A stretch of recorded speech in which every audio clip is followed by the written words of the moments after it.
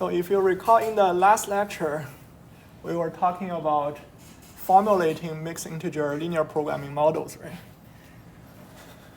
So we gave a quick introduction of the branch and cut algorithm, and we talk about which formulation is tighter than the other, right? When formulation is tighter, that means one set of inequalities is implied by the other set of inequalities. And you can show that using things like Farkas lemma and theorem of alternative. And then we also talk about things like total unimodularity, right? And that gives you a perfect formulation. And then before we go to the sort of the details of branch and bound and cutting planes, we'll show you some applications of mixed integer linear programming just to get some intuition, right, where MILP can be applied to. Okay, so then let's start here. So this is like an outline of this lecture, all the applications we will talk about. Most of them are from the traditional operations research problem, like traveling salesman, facility location, lot sizing problem. And then actually facility location is almost equivalent to the so-called Kim-Maddox clustering problem. If you have studied machine learning before, this is one of the commonly used clustering algorithm, right? We also have one application from electrical engineering called unit commitment. And then since this is a class in chemical engineering, we will show an application in chemical process synthesis. Okay. So let's start with the traveling salesman problem, right? It is probably the most commonly studied problem, right? There are many papers already in traveling salesman, right? People have proposed different formulations in traveling salesman, just because the problem is so simple to describe, and then it's also so commonly used in the real world, right? So the idea is consider a traveling salesman. For example, consider the Amazon driver who's delivering all your packages, right? This person needs to visit n customers per day, right? What is the shortest path to visit all the n customers, right? So the logic here is you need to have a path that cover all the n customers, right? You cannot miss one of the customers. Every customer has to be visited. Of course, the path has to be continuous.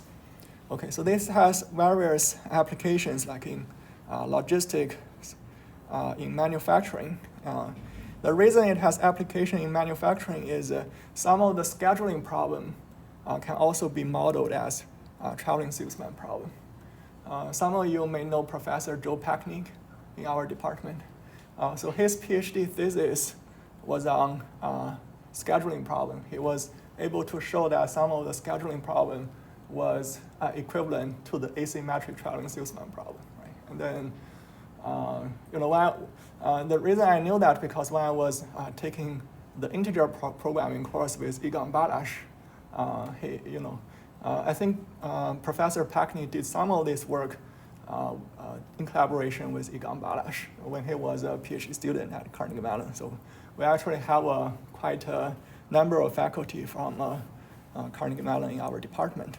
So even Egon was really impressed by Joe Packnick because he wrote a thesis where if you go to most of the chemical engineering departments, it will not be accepted because only the problem statement is motivated in some chemical engineering problem in scheduling, and the rest is just all math, right? No more chemical engineering. Okay, yeah. So you could ask him his PhD thesis if you bumped into him in the department. Okay. Yeah. So how do you model this problem? Okay. So you can think about, let's say, traveling salesman has to travel all the n cities. This is clearly a problem that involves some 0-1 variables. So you could use xij to denote if the salesman travels from city I to city j, right? So after it visits city I, it goes to city j. And xij equals to 0 otherwise.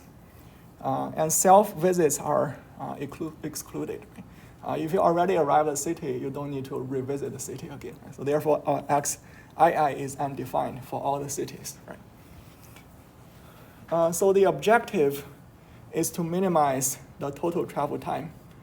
So you can think about Cij as a travel time or some sort of travel cost from city I to city j. Right? So then the total cost is the summation over all the xij's times Cij. Right? That should be straightforward.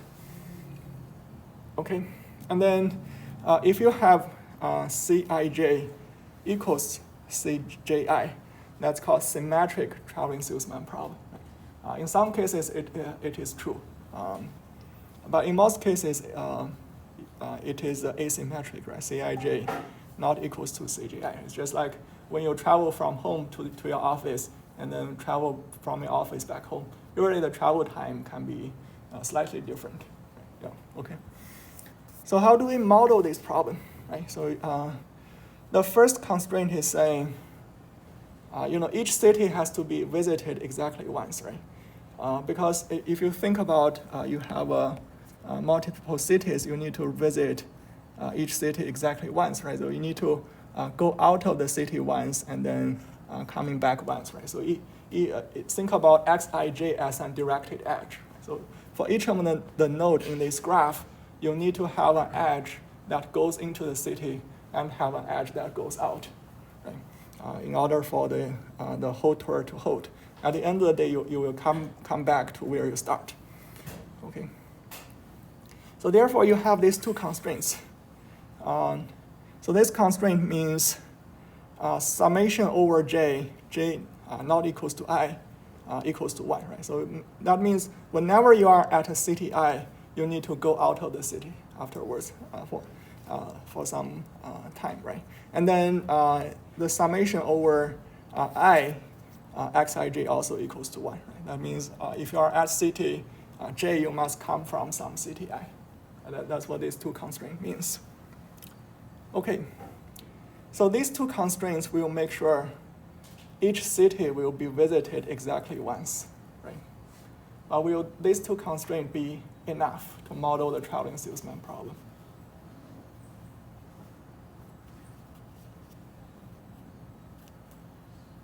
Okay, so if it's that simple, the traveling salesman problem will be really simple, right? So the reason these two constraints are not enough is because these two constraints cannot eliminate so-called subtours. Right? So here I show a figure to illustrate this point. You have in total 10 different cities here, right? So now the edges that are shown in this figure clearly satisfy these two constraints, right? So each city is visited once, right? There is an edge going into this node and an edge going out of this node, right? And for each node, it holds, right? But this is not a so-called TSP tour, right? It kind of divided the total, in total there are 11 or so cities into different subgraphs, right? And you cannot really jump from one subgraph to another. You have to visit each of the nodes, right? So this thing is called subtours, right? You have 3 subtours in this graph, okay? So that's why in the traveling salesman problem, we need to add some additional constraint called subtour elimination constraints. Right? So the objective of adding these constraints is to prevent the formation of subtours, okay? So how do you prevent the formation of subtours? As you can imagine, right? How do we eliminate this subtour, right? So here there are 2 nodes and there are 2 edges in this subtour, right? So if then in any of the subtour, the total number of edges is equal to the number of cities, right, in each of these subtour, right? So therefore, if you want to have a valid TSP tour, the total number of edges in a subset of those nodes must be less than the total number of cities, right? So if you have 2 cities, you can at most have 1 edge between the 2 cities. Right? Like here, if you have 3 cities, you can at most have two edges, right? Otherwise, you will have a cycle for sure in these three cities, okay? So that's why we add these subtour elimination constraints, which can be represented here. So consider S, right? So S is a set of cities. And then actually you can choose S to be a subset of, in total, n cities, where consider a subset would be from 2 to n minus 1, right? Would be a true subset of S. Right? So the total number of edges represented at this summation here must be less than or equal to the number of cities, which is the cardinality of this set, minus 1. Right? So this is called a subtour elimination constraints. Okay. Now with this subtour elimination constraint, it is a valid formulation. Right? You will not have subtour, and then each city is exactly visited once. Right? So now you are good to go. Right? But the thing is, there are exponential number of these constraints, right? If you have a total number n, the number of subsets is in the order of 2 raised to the power n. Right? Okay, that's why traveling salesman problems are quite hard, right? So a simple trick you can do is, it suffices to enforce subtour elimination constraints on the subsets whose cardinality is between 2 and n over 2. Okay, why is that? You don't need to enforce this constraint on all the subsets, but you only need to enforce the constraint on those subsets whose cardinality is less than half the number of the cities.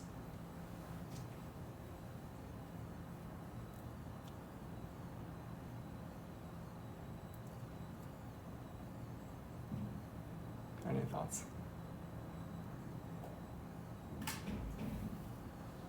So that must mean if you enforce these constraints, there cannot exist subtour whose cardinality is greater than n over 2. Right? Why is that the case?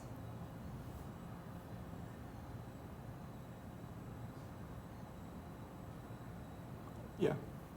Is it like you just need half of them to connect everything? Uh-huh. Is it like if we include everything, then half of them would be redundant? Yeah. So if you already enforce subtour elimination constraint on half of the cities, right? Then you can show that in order to exist a subtour whose cardinality is greater than n over 2, right? Then there must exist other subtours whose cardinality is less than n over 2, right? Because each city must be visited, right? If you have in total 10 cities, there exists a subtour with 6 cities, right? There must exist a subtour whose cardinality is less than or equal to 4 cities, right? Otherwise, not all the city will be visited. Okay, yeah, so that's sort of the intuition here. Okay. Now I want to talk about one very subtle point here. We will revisit that when we talk about mixed integer linear programming solvers. Right? So even with this trick here, right, you still have an exponential number of subtour elimination constraints. Right? It can be super expensive to implement. Right? So think about you solve a TSP problem of let's say 200 nodes, right? And then the order of magnitude is around 2 raised to the power of 200 subtour elimination constraints. You can calculate that number, right? If you write all the 2 raised to the power of 200 subtour elimination constraints, that's a huge number, right? No computer can even read this number of constraints into the memory, basically, right? So why people can still solve TSP problem, right? If the subtour elimination constraints are so many. Then usually the trick people use is the following. You start the problem without any subtour elimination constraints, right? So now let's say you start the problem without any subtour elimination constraints, then you may get a solution like this, right? And now there are 3 subtours in this problem. you will only add the subtour elimination constraints if you find out that these subtours are in the optimal solution, right? And then after you add these 3 subtour elimination constraints, you will get a different solution when you resolve the problem, right? And you will keep iterate until you have no subtours, right? And in practice, most of the subtour elimination constraints are not active, right? So therefore, you don't need to add this exponential number, okay? But with that, you still need an iterative way of doing things, right? You are keep adding and then resolving, adding, resolving. That's also not efficient. So there is a even more efficient way to add the subtour elimination constraints, which is called lazy constraints in branch and bound, right? So by lazy, that means those constraints are sort of lazy. They don't show up until they are violated. Okay. So I will talk about that in the second half of this class. Okay, so now let's move to so-called incapacitated facility location problem. Okay. The idea is the following, right? So if you consider you have M clients you want to serve, right? So let's say you want to serve these 3 clients in 3 locations. And then in order to serve these clients, you can build some depot in these green locations, right? Among those 3 green locations, you may pick all the 3 green locations or subset of these locations to build a depot. And then they can serve the customers in these regions here, right? So all these customers has to be served, right? And the idea is that you want to minimize the cost in serving the customers. So this problem is quite common in many different applications, including things like if you consider where will the companies like AT&T, right, where they should build their signal towers and stuff, right, in order to serve all the customers in a given area, right? This can be sort of simplified as this type of problem. And of course, if the companies like Walmart, when they choose where to build a market to serve all the customers, they also need to decide where they should build their facility. Right? So that's why it's called incapacitated facility location, when you do not account for the capacity of those warehouses. But they are also something called capacitated facility location, where you will consider the capacity. Okay. Yeah.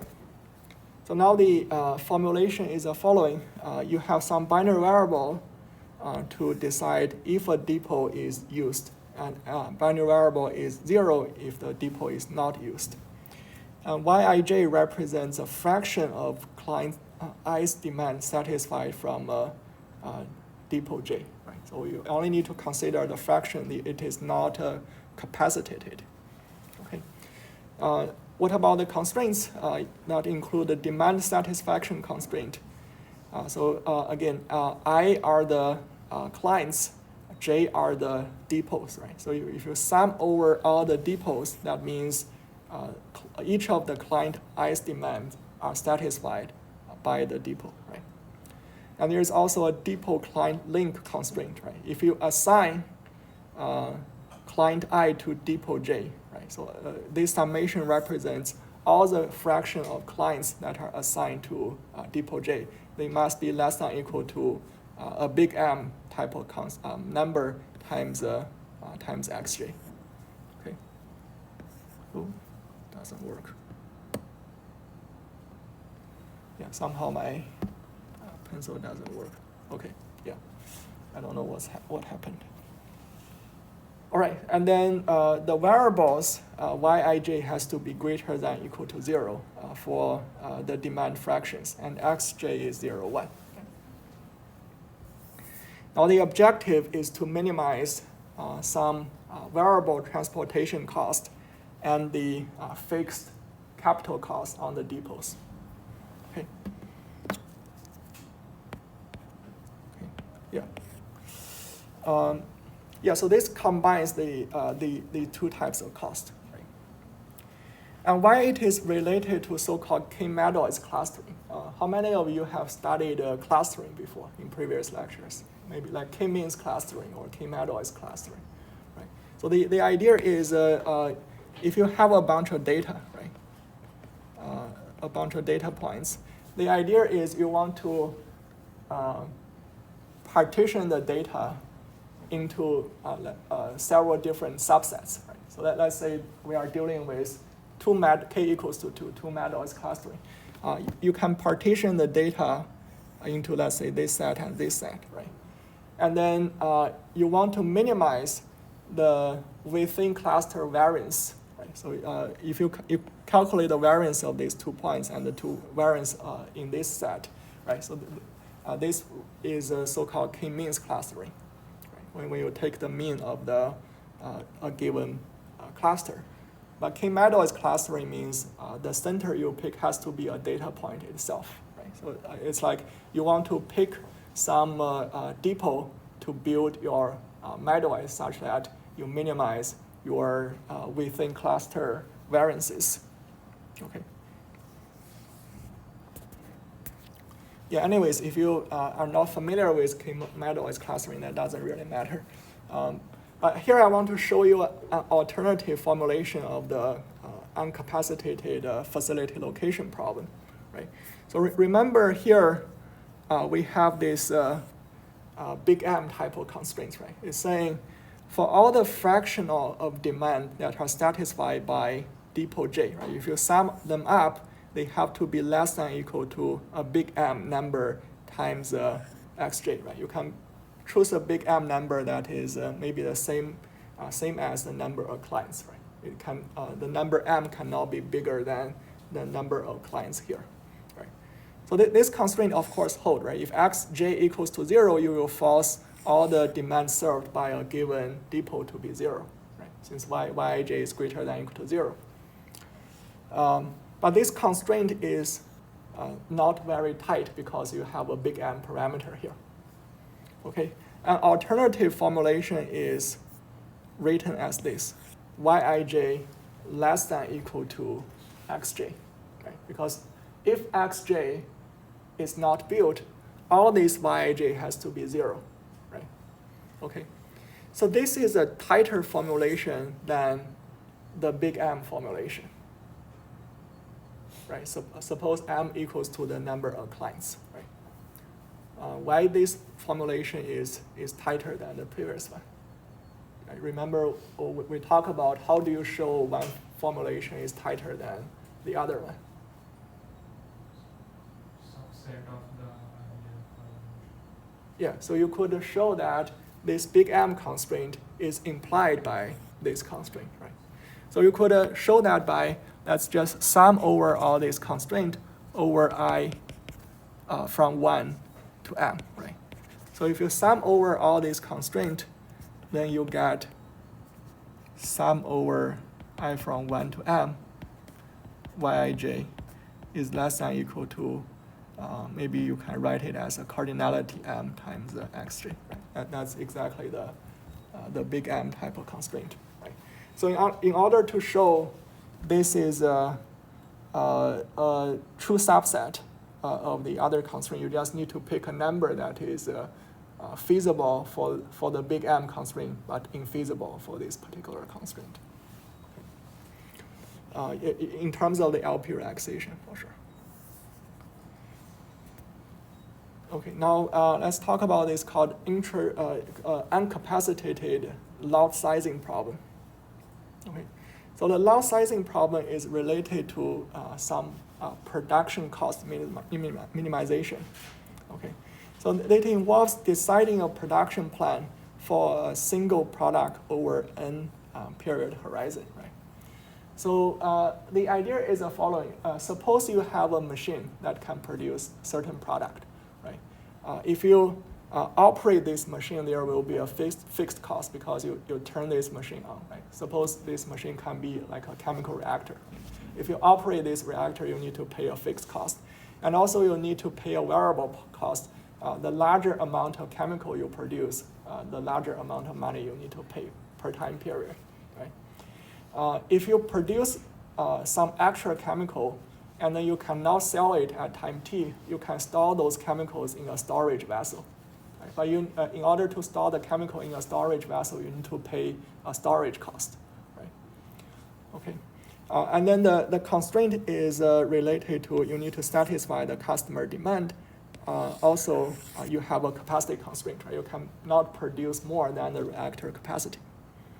So this is also a quite classic problem, where you have variables y that represent the amount produced in period t.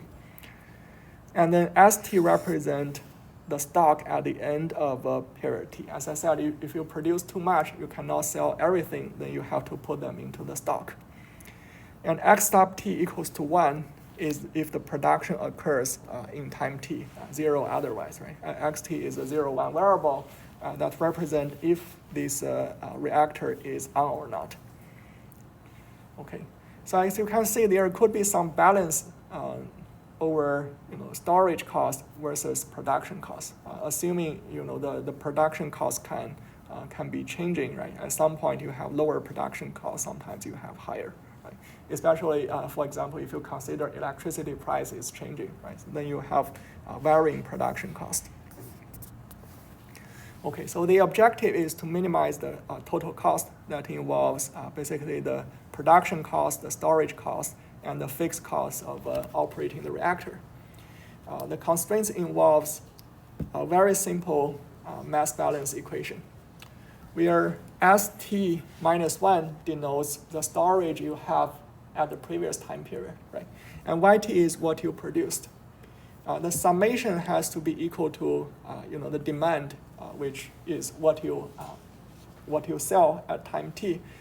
And if you cannot sell everything, it will be moved to the storage at time period t. Right? It's just like a mass balance equation. You also have this sort of like a big M constraints, right? The production has to be less than equal to the capacity of the reactor times the binary variable, whether you are operating the reactor or not. You can have some initial conditions.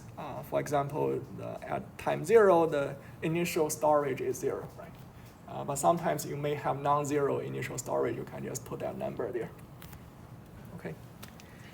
Any questions here?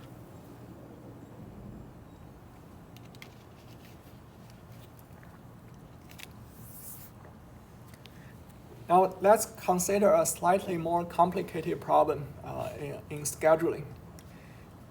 So actually, if you consider most of the mixed integer linear programs that are still so challenging to solve, most of them are scheduling problems, which decide which tasks occur first, which occur second, and so forth. Right? So now let's consider the sort of the simplest scheduling problem called single stage parallel units. Right? So you have n different tasks. So those are the task you need to finish. Right? Each task has to be processed on one of these units or one of these machines. Right? And then for each task, the processing time on machine M is denoted as PIM. Right? So task 1 can be processed on either unit 1, unit 2, or unit M. Right? But the processing time of task 1 on different units can be different. That is denoted by PIM. Right? In total, you have n tasks. Then typically the objective people are interested in are called minimize makespan. Right? A makespan means the total amount of time you need to finish all the jobs. Okay. So the objective is minimizing MS, or this variable is called makespan. The notation involves you have some binary variables. These binary variables are equal to 1 if task I is assigned to unit M. Right? As you can imagine, each task has to be assigned to exactly 1 unit. PIM is a parameter that denotes the processing time of task I on unit M. Okay. So what are the constraints here? The first one is total processing time constraint. Right? So you have this makespan variable. The makespan has to be greater than or equal to the longest time over all the machines, right? So maybe the first machine finish first, and then the other machine take longer time, right? The total make span would be the total amount of time for all the tasks to finish, right? So therefore, they need to be greater than equal to for all the machines, right? And then this is like the total processing time on a given machine, right? You sum over PIM, XIM. XIM is assigning task I to unit M.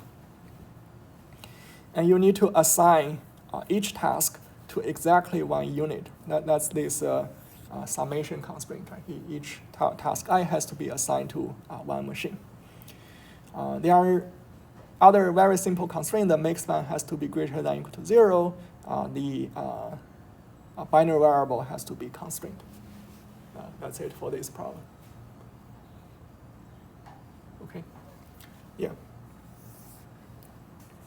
So this is a very simple scheduling problem, but then what if we add a little bit more complexity? In some applications, maybe the jobs have a start and due date. A start date means this order arrives at a given time. Right? You cannot start processing this order before this order arrives. And the due date means, suppose you receive an order from your customer, you have to finish the order before a certain date. Right? That's sort of the due date.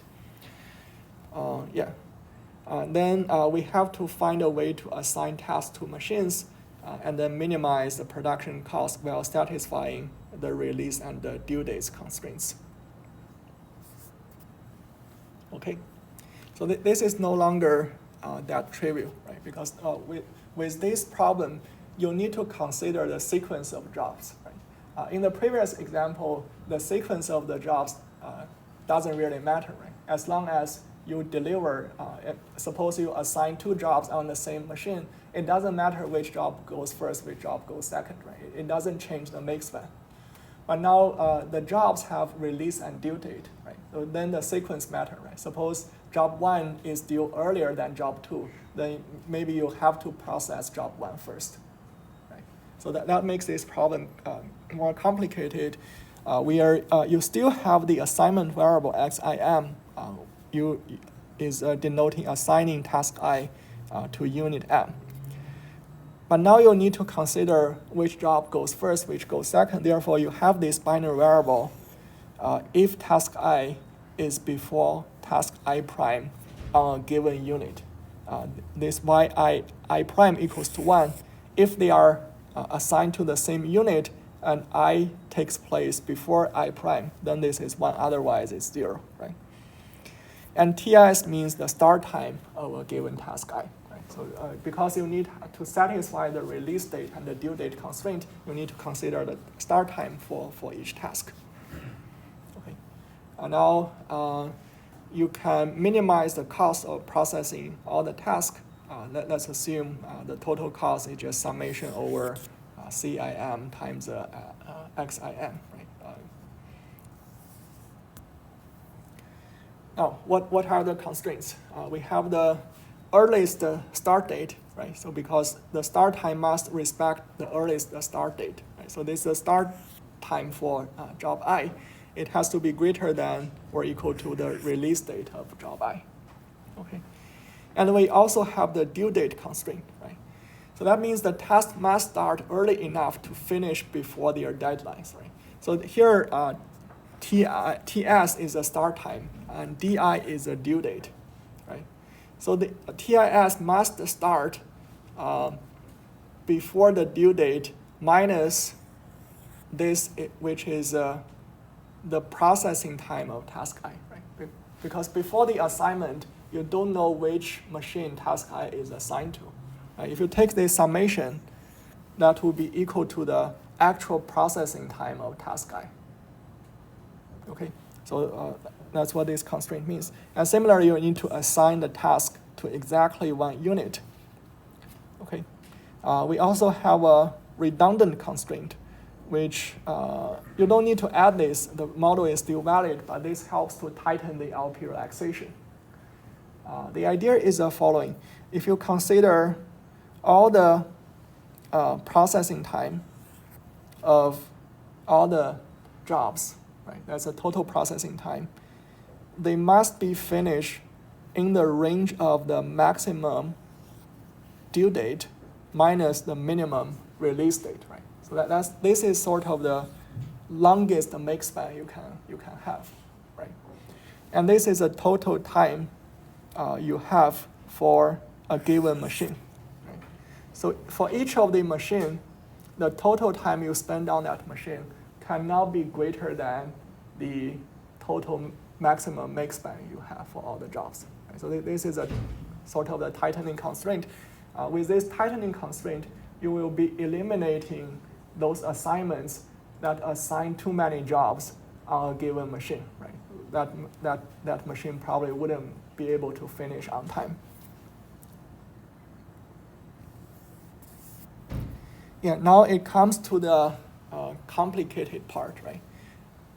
In order to make sure we are satisfying the release time and due date constraint, you need to consider the sequence of jobs, right? Okay. Again, how do you consider the sequence of the job, right? Especially, how do you denote the start time of a given job I prime and the start time of another job I, right? If I and I prime are assigned to the same machine, they cannot have any conflict, right? So if you consider, let's say, this is a given machine M,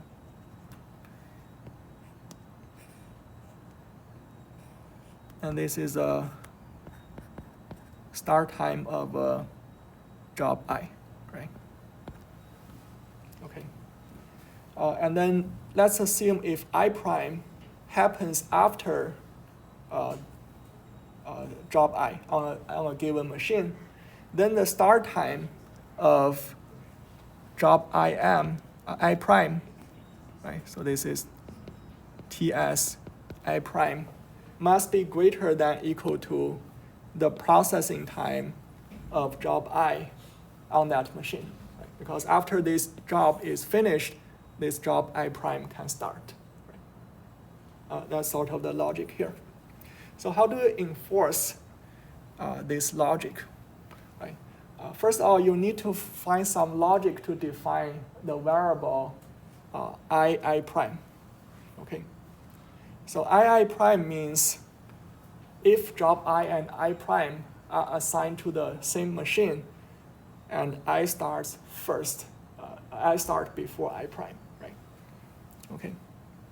So that is where this logic proposition will come into play. You can derive this constraint using logic propositions, right? So the idea is if xim and xi prime are true, then either you have I start before I prime or I prime start before I, right? So first they have to be assigned to the same machine, okay? If they are assigned to the same machine M, then one of these variables would be true, right? Remember the notation of I prime, first they need to be assigned to the same machine, and then which one starts before which, right? So that's why you have this logic constraint. You can use logic propositions and shows that it is equivalent to these 0, 1 inequalities, okay? And with this logic constraint, you can think about this big M type of constraint, right?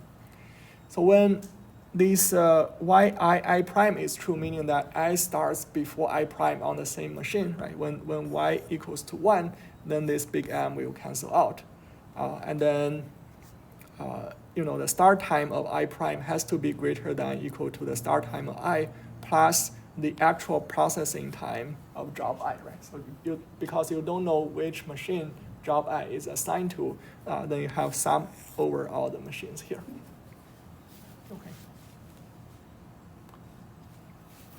Yeah, so this problem is a little bit more subtle. It involves some logic constraint. You can try to close your notes and try to derive this formulation by yourself. There are also different ways of formulating this problem, not just this particular formulation. It will help you understand those logic propositions.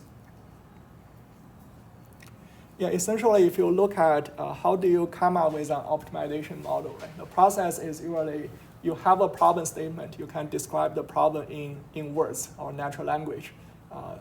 We have to assign jobs to machines, and they are release date and due date, right?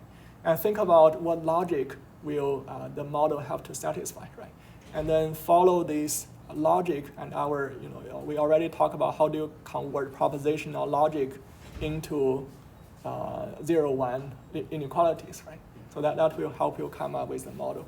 But of course, usually for a given problem statement, there are different ways of defining variables, right?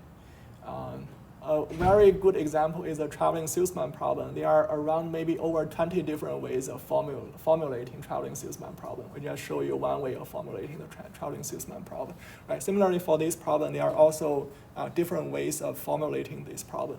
Which formulation is better? You can compare them in terms of tightness, right? Compare their LP relaxation, or in practice, you could do some empirical comparison. Right? You have a library of large number of problems and see which formulation can solve the problem faster. Okay.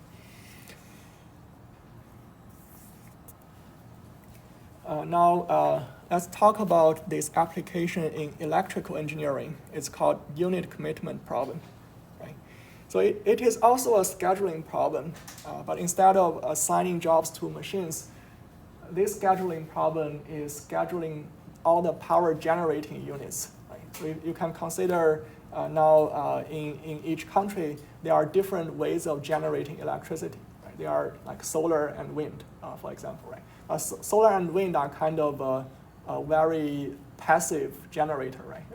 The power they generate depends on whether the sun is shining. Right? There are no decisions to make. Right? If you get power from solar, you will just receive it.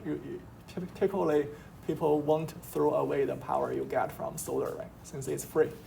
And then there are some generators that uses fossil fuels like natural gas, right?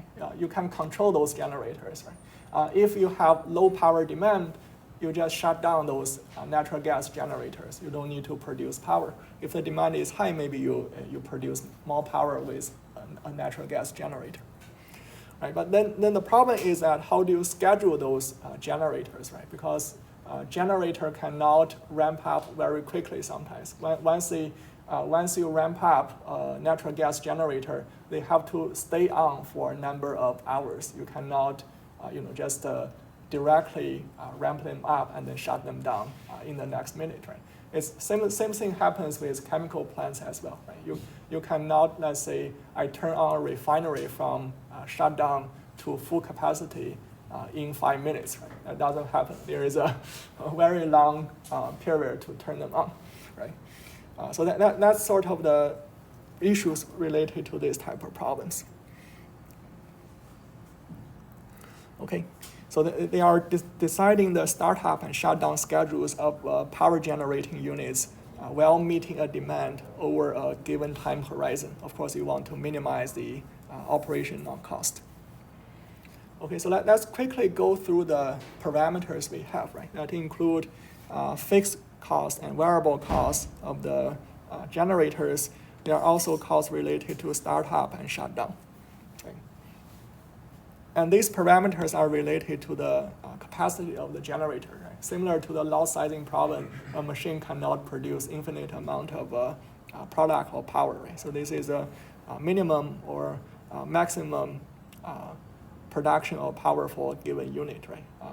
A maximum production is easy to understand. The minimum production is also easy to understand, right? So consider if you have a refinery, you want to produce maybe, let's say, 1 gram of oil in 1 day, right? That's also not possible. Whenever you turn them on, at least you have to turn them on at a certain capacity. Then these R values are called ramp up, ramp down rate of unit G. Okay, so the physical meaning of those parameters are, when you ramp up the production capacity or production level of a given generator, it does not go from 0 to max capacity in 1 hour, right? They have to slowly move up the capacity. But some of the generators nowadays are very fast. You can ramp up from 0 to the maximum capacity in very short time. But there are still some old generators. Okay, and PD is a power demand at time t. RT is so-called the reserve demand at time t. Right. So what is a reserve demand? That means the additional capacity that a power system must have available to handle sudden increase in power demand, or unexpected drops in power supply. Okay, so this is like, as its name suggests, it's like a reserve, right? You are forecasting into for example, the next 24 hours, the demand you already have. Maybe your forecast is not so accurate. In reality, you may have even higher demand, right? So during the planning process, you want to be a bit conservative, right? What if there are even higher demand? If I do not have enough production, then I would not satisfy the demand, right? And in a critical infrastructure like power system, you always want to be more conservative, because otherwise you have a blackout almost every day if you don't have those reserves. Okay. So how do we model this problem?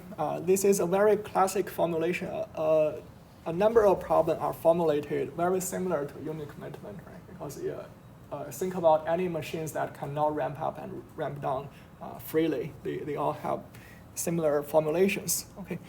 UGT is a binary variable that denotes 1 if unit G is operational at time t, and PGT is a power output at time t.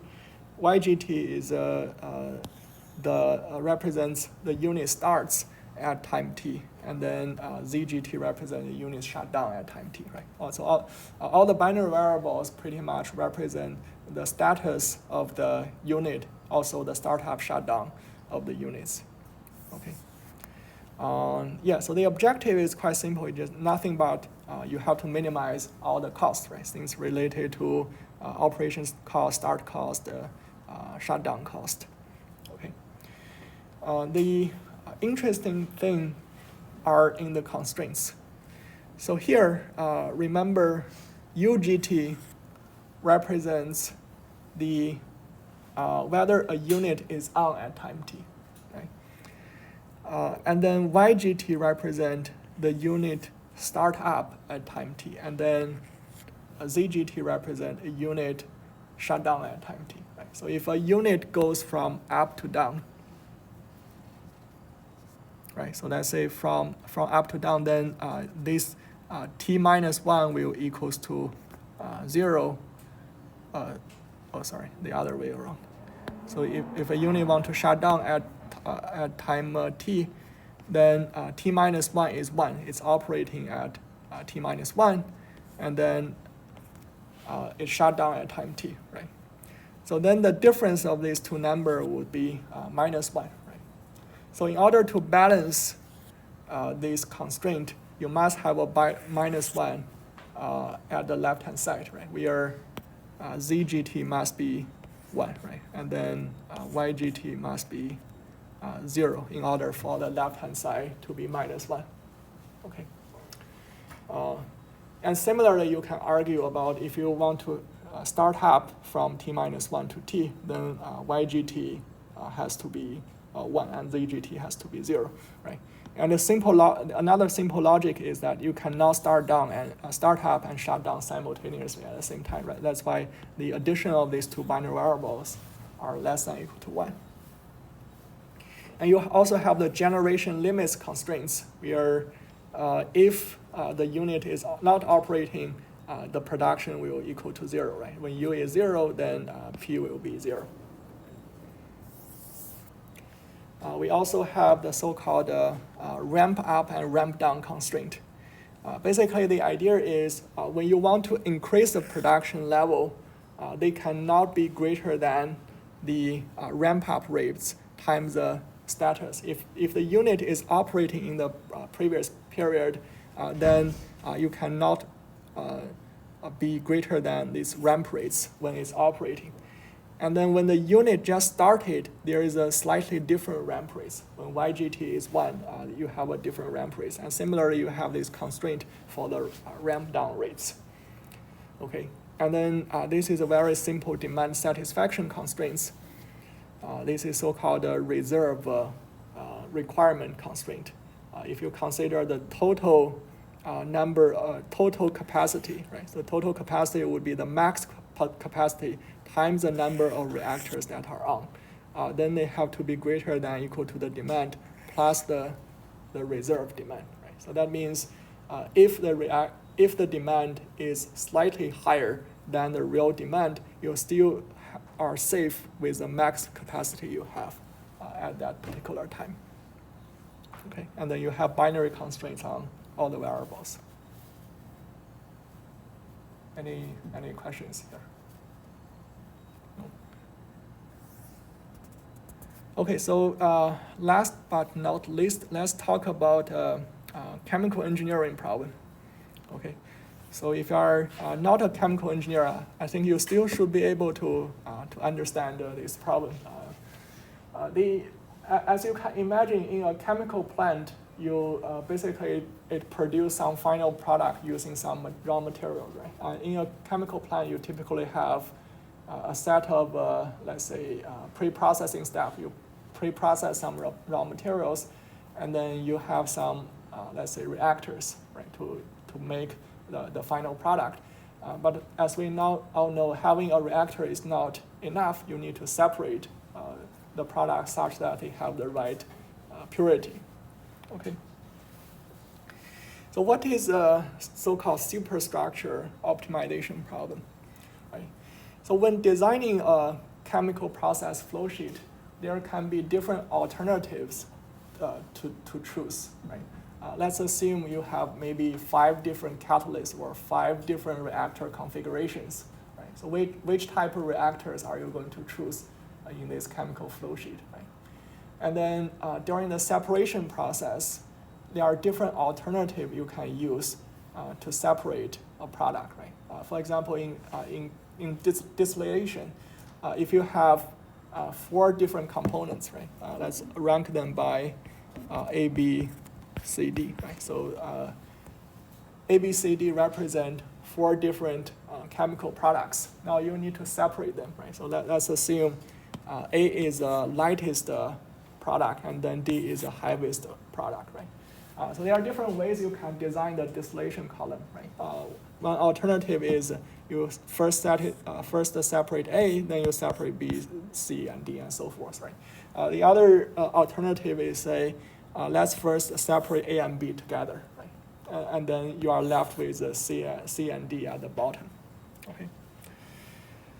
Now, how do you consider all the alternatives and choose the best one to operate your chemical plant, right?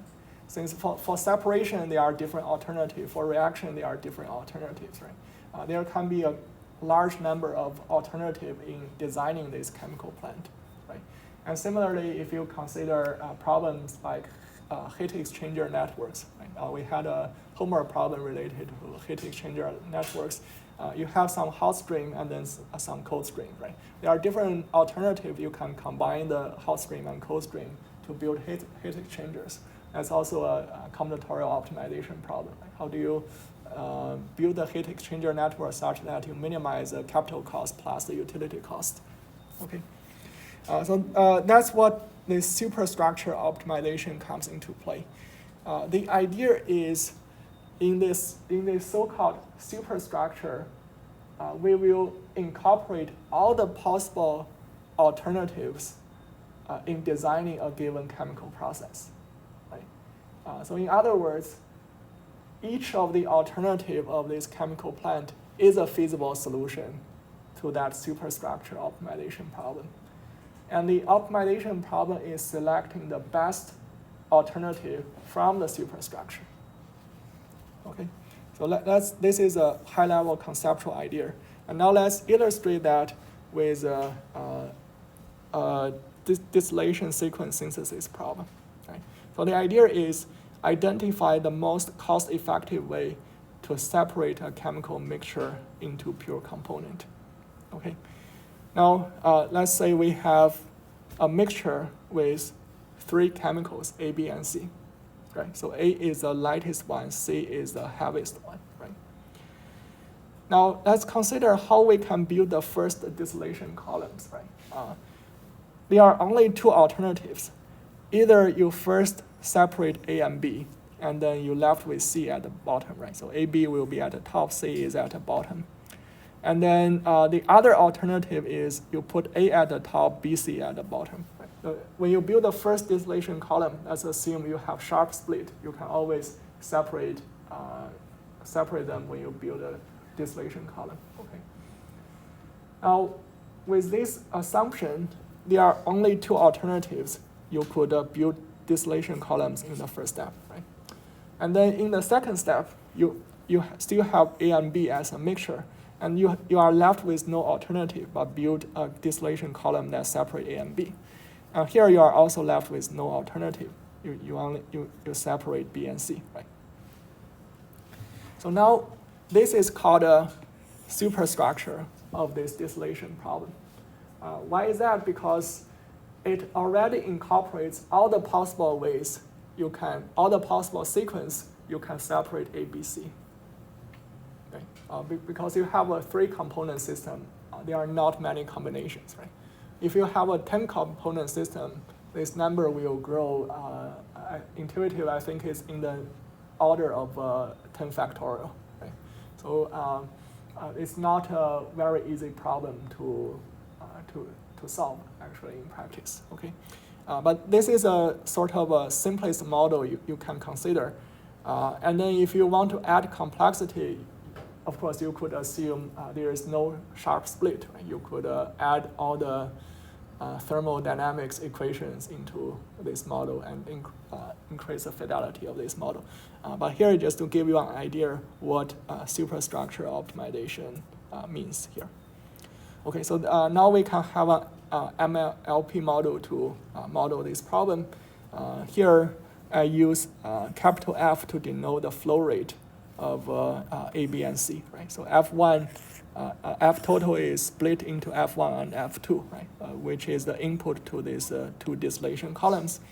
And we have a binary variable Y to denote whether the distillation column is selected or not, right? Okay. Now, what are the equations? You have mass balance, right? So clearly F total equals to F1 plus F2, right? And then at a distillation column, for example, this one, right? So you can think about you have a given fraction of component A and B, right? So F3 is a fractional number, fixed fractional number of F1. Okay, so Kasi represents the split fraction. Okay, and you have logic constraint represents if a distillation column is not selected, then the input flow should be 0. Right? If one is not selected, F1 is 0. Okay. You also have things related to hot and cold utility consumption. Let's assume it's a linear function of the flow rate. Okay, so here is a so-called reboiler utility and the condenser utility consumption. Okay, so if you add them up, it will form this MILP model that include both capital costs and the operating costs of the distillation column. Right? So this simple model, if you have a good estimate of the cost, it will help you select the best configuration of distillation column. Right? So distillation sequence synthesis is still not a solved problem. Right? In our department, Professor Rakesh Agrawal is a world expert in distillation column synthesis. They have developed even more advanced algorithm and even higher fidelity model for distillation sequence synthesis. Right? So you may wonder, those chemical processes have already been there. Distillation have been there for decades. Right? Are there still rooms for improvement? Actually, there are. I think if you read Professor Agrawal's recent paper, I think should be in the last 3 or 4 years, they were able to improve a distillation column at ExxonMobil by reducing the energy consumption by 20%. So if you think how much companies like ExxonMobil spend on distillation, that's a huge number, and then you can reduce that by 20%. That's a quite significant improvement. Right? So besides distillation sequence synthesis, there are a huge number of synthesis problems in chemical engineering, including things like heat exchanger network or reactor network synthesis, membrane network synthesis, right? So all the design problem in chemical engineering can be essentially formulated as this type of superstructure optimization problem. But solving this type of problem is still quite challenging, even with the best commercial solvers and with some additional algorithmic trick you put into that. The largest problem still cannot be solved directly by the existing optimization software. Okay, so I just want to give you a sense of what this problem is, and there are a huge number of literature on process synthesis, right? So actually, when my PhD advisor teach this class, he would spend 1/3 of the semester just on superstructure optimization, talking about different applications. But I only spend 10 minutes talking about process synthesis. Of course, it doesn't cover everything. I think with the math and then the modeling trick we give you, it shouldn't be too difficult for you to read the papers. If you have a problem in your research, it shouldn't be too difficult to understand those papers. Okay, yeah, so this is quite a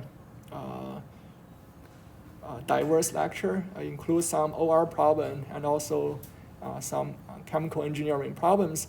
If you are interested particularly in electrical engineering, you can refer to this book by Professor Koniho, who is very successful in power system optimization. There's a book on power system operations. If you are interested in chemical process synthesis, you can check this recent review paper on superstructure optimization.